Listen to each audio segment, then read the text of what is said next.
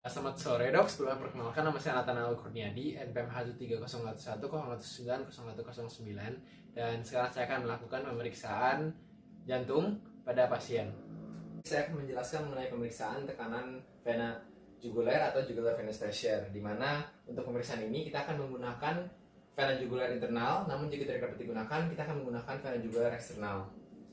Untuk melakukan prosedur ini, pertama pasien akan diminta untuk berbaring dan juga mengambil posisi yang nyaman. Setelah itu, kepala pasien akan dinaikkan sekitar 30 hingga 45 derajat agar nantinya mempermudah kita untuk menemukan vena jugular pasien. Baik, sekarang akan saya mulai. Pak, boleh tolong dimilihkan kepalanya.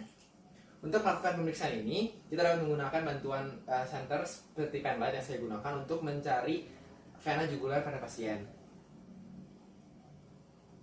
Setelah ditemukan, kita dapat melakukan pemeriksaan lebih lanjutnya, yaitu untuk mengidentifikasikan dari hasil dari tekanan vena jugular pasien itu sendiri. Dimana untuk melakukannya, kita dapat mulai dengan meletakkan penggaris panjang secara horizontal dan juga penggaris segitiga ini secara vertikal dari sudut sternalis. Setelah itu, kita bisa mengukur jarak vertikal pada pasien, dimana pada hasil ini diketahui dengan jaraknya sekitar 2 cm, maka dari itu kita memperoleh hasilnya 5 plus 2 cm. Sekian untuk pemeriksaan tekanan vena jugular. Terima kasih. Untuk pemeriksaan selanjutnya adalah pemeriksaan pulsasi pada arteri karotit pasien. Untuk pemeriksaan ini kita akan melakukan penilaian pada amplitudo, kontur, dan juga nantinya untuk pemeriksaan trial dan juga berwidth pada arteri karotit. Dimana untuk melakukan ini pasien akan diminta untuk berbaring dengan kepalanya diangkat sekitar 30 hingga 45 derajat. Setelah itu kita akan melakukan inspeksi leher untuk menilai pulsasi pada arteri karotid pasien.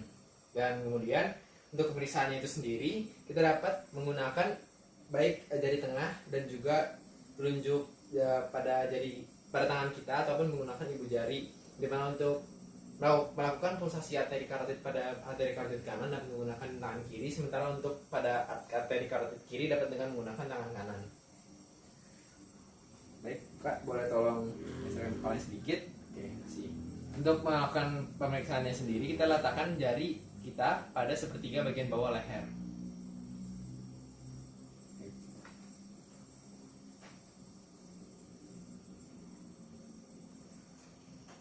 Untuk melakukan pemeriksaan tadi, kita juga dapat meningkatkan tekanan yang kita berikan kepada leher pasien untuk nantinya mempermudah kita untuk merasakan pulsasi dan juga kontur pada arteri karotid secara maksimal.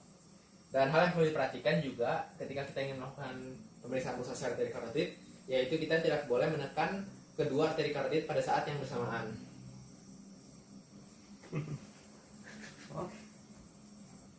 Selanjutnya, kita akan menilai trill atau getaran dan juga berwidth pada arteri karotid. Dimana untuk melakukan ini kita akan menggunakan stetoskop dan nantinya kita akan minta pasien untuk menahan nafas ketika kita ingin memeriksa berwidth pada arteri karotid. Bagian stetoskop yang digunakan merupakan bagian diafragma. Jaga, boleh tolong hasilkan.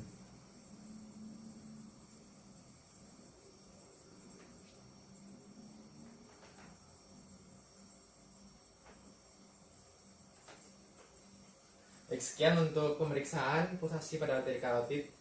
Terima kasih. Ini adalah pemeriksaan arteri brachialis pada pasien, di mana untuk melakukan pemeriksaan arteri brachialis ini kita akan meminta pasien untuk meletakkan lengannya dalam posisi yang beristirahat dengan sikunya terekstensi dan juga telapak tangannya menghadap ke atas.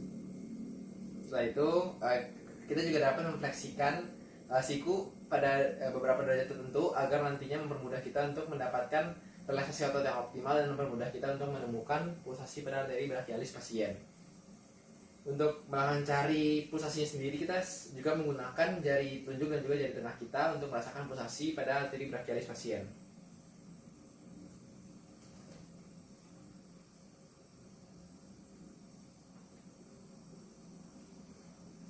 Sekian untuk pemeriksaan arteri brachialis. Terima kasih. Saya akan melakukan pemeriksaan titik impuls maksimum, di mana untuk pemeriksaan ini Pertama-tama itu pasien akan diposisikan terlentang dengan bagian kepalanya diposisikan sekitar 30 derajat. Kemudian kita dapat menentukan lokasi titik impuls maksimum pada pasien dengan pada posisi supin tangan, dan biasanya letaknya itu dapat ditemukan pada setelah iga 4 dan juga kelima. Setelah itu untuk mempalpasinya sendiri kita dapat menggunakan bantalan jari kita untuk mempalpasi titik impuls maksimum, di mana untuk titik impuls maksimum ini sendiri kita dapat merasakannya. Kemudian ketika sudah dirasakan, kita dapat memeriksa adanya getaran atau thrill dengan menekan pangkal pada telapak tangan kita secara kuat pada dada pasien. Lanjutnya, untuk melakukan titik impuls maksimum pada area ventrikel kiri, kita dapat mencoba untuk mencari terlebih dahulu pada posisi pasien yang terlentang. Namun jika tidak dapat ditemukan, kita dapat minta pasien untuk berada dalam posisi lateral decubitus kiri, di mana pasien bisa nantinya diminta untuk untuk ke posisi tersebut. Baik Pak, boleh miringkan badannya kiri sambil lihat. Ya. Oke. Kemudian sebelum melakukan palpasi untuk menemukan titik impuls maksimum pada area ventrikel kiri, kita harus minta pasien untuk membuang nafas secara penuh, lalu nantinya kemudian menahan nafas selama beberapa saat selagi kita melakukan palpasi tersebut.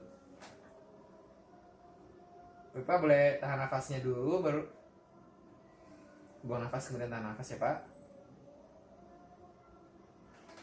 Lanjutnya, untuk pemeriksaan titik impuls maksimum pada ventrikel kanan, kita dapat sama juga seperti sebelumnya, yaitu memposisikan pasien pada posisi terlentang dengan posisi kepala pada ketinggian 30 derajat. Kemudian kita dapat meletakkan ujung jari kita pada setelah iga ke 3, 4, dan 5 pada pasien.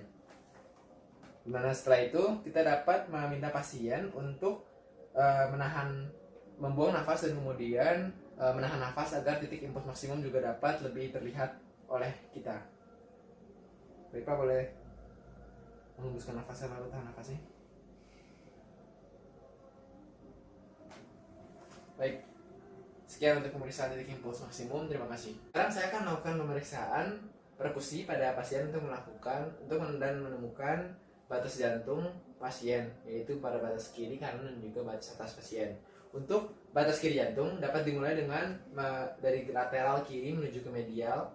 Lalu nantinya untuk kanan dapat dilakukan dengan perkusi dari linea sternalis kanan. Kemudian untuk batas atas jantung nanti biasanya terdapat pada setelah iga kedua pada pasien. Saya akan memulai pada perkusi untuk batas kiri pasien terlebih dahulu.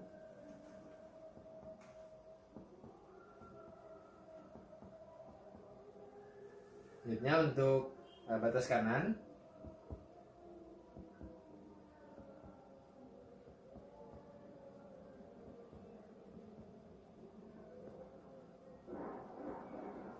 Kemudian untuk batas atas.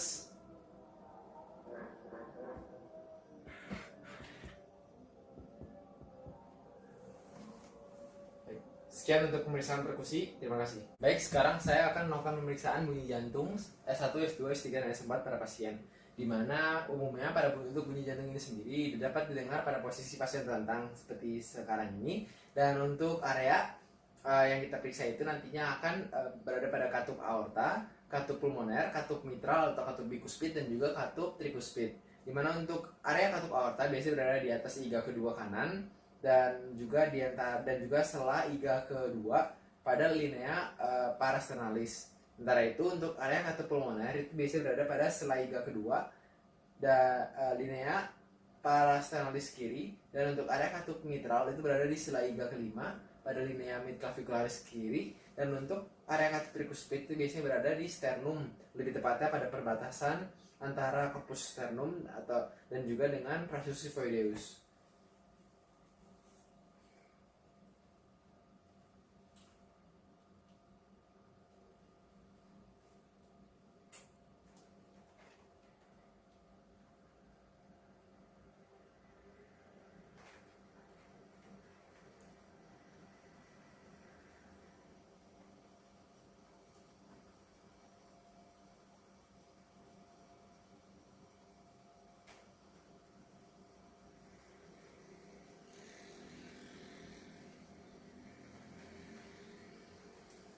Jadi setelah melakukan pemeriksaan untuk mendengarkan suara jantung pada katup aorta, pulmoner, trikuspid, dan juga mitral, selanjutnya kita juga harus memperhatikan apakah pasien memiliki murmur. Namun sebelumnya saya akan menjelaskan terlebih dahulu terkait suara-suara jantung tersebut.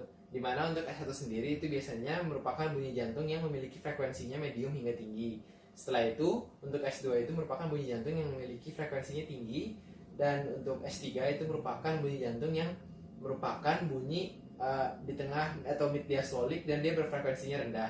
Sementara itu yang terakhir S4 itu merupakan bunyi jantung yang memiliki frekuensi rendah dan biasanya itu terdengar pada akhir fase diastolik.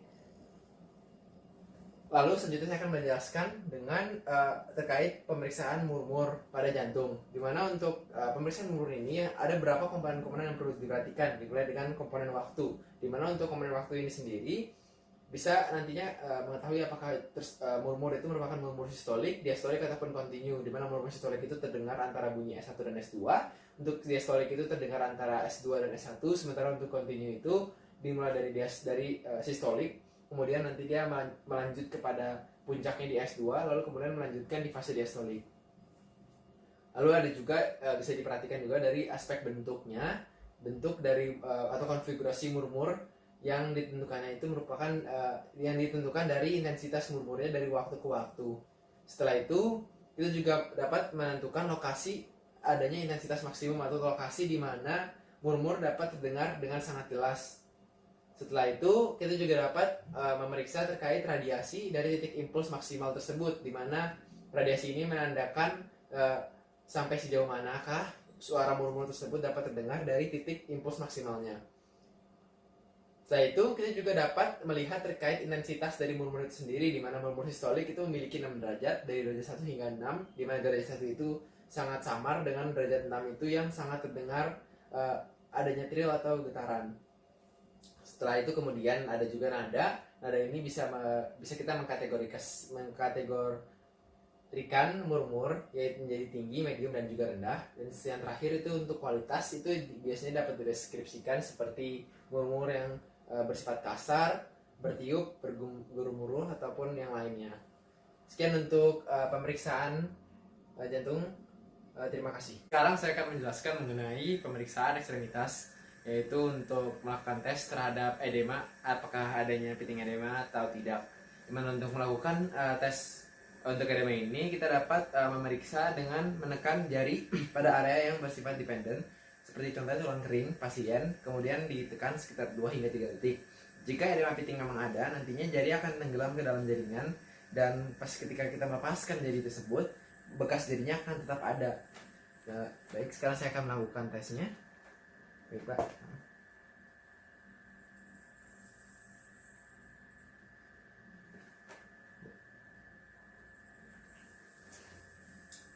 Sekian untuk pemeriksaan ekstremitas, terima kasih.